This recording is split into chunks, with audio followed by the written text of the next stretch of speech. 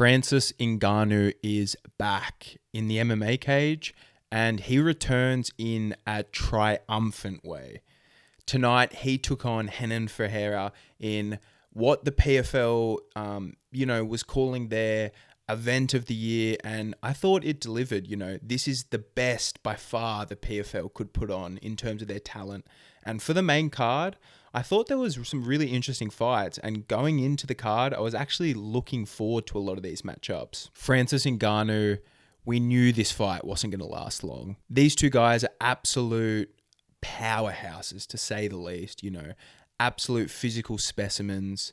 We knew that this fight wasn't going long. They both had the power to absolutely take each other's heads off. And we saw that straight from the opening bell.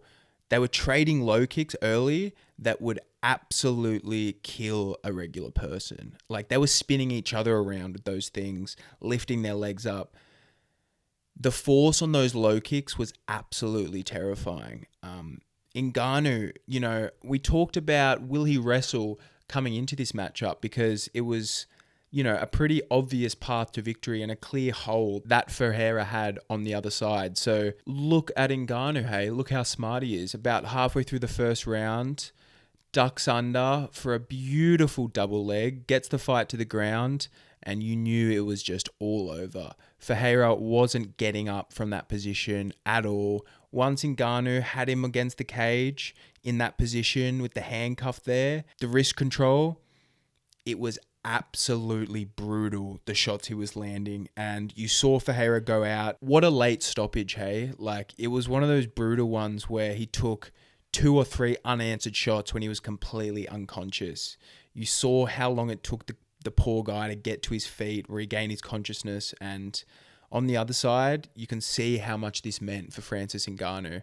The outpour of emotion, everything that he has gone through over the last 12 months, enough to break, most individuals. So for him to continue to perform at the top level athletically through everything he's been through with his son, I can't imagine the pain and the trauma that Ngannou was holding in leading up to that. You saw it all release at the end of the fight, and it was really moving to see that guy finally release everything he was holding on to coming into this match, and gets a great win. You saw all the support in there for him, how much that it meant to him as well. All of that support through this process, it was super special to see. And Francis Ngannou reclaims his spot at the top of the heavyweight division. Although it's outside of the UFC, that guy's the lineal champion. He never lost inside the UFC.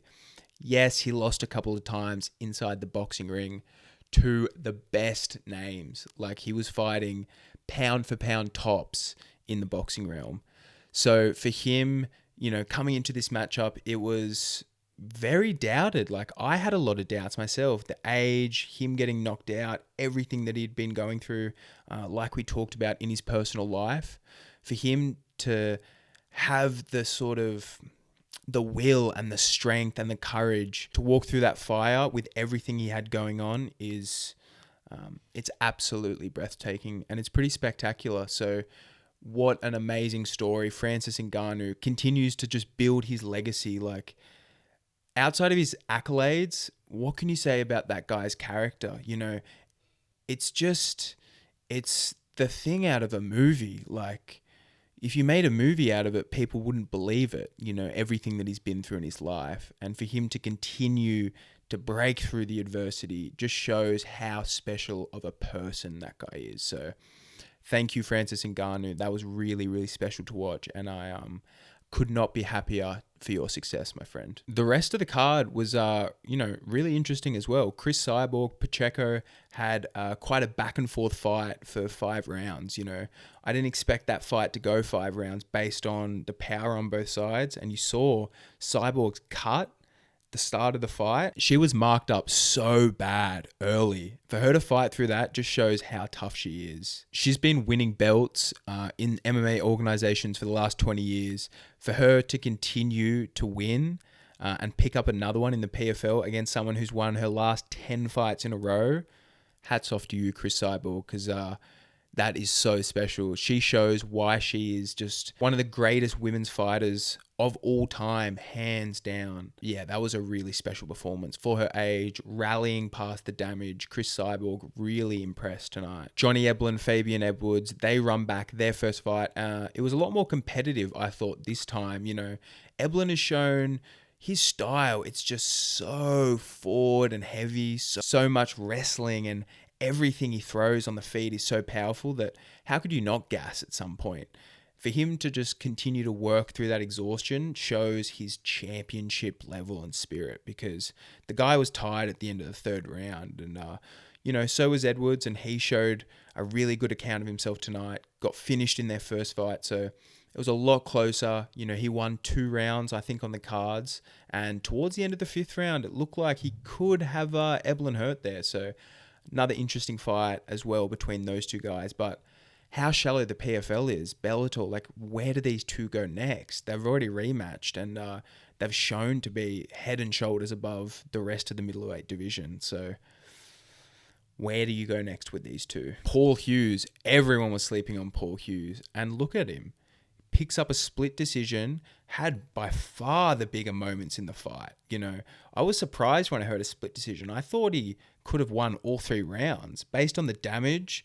How close were those flying knees coming? And when he had the right distance, had AJ McKee backed up against the fence, the power punches he was landing was beautiful. He had McKee, on the back foot and in danger a lot of the time in this fight, which is crazy to say based on, their past experiences. Paul Hughes, for how young he is in his career, his confidence is what makes him so special. The guy is unbreakable in there. He has such a crazy will and a spirit that takes him so far past AJ McKee. He'll probably get a title shot next. Second fight in the PFL, and just shows that he's easily a top 10 lightweight in the world. I would have loved to see him in the UFC, because I think there would have been some really exciting matchups over there.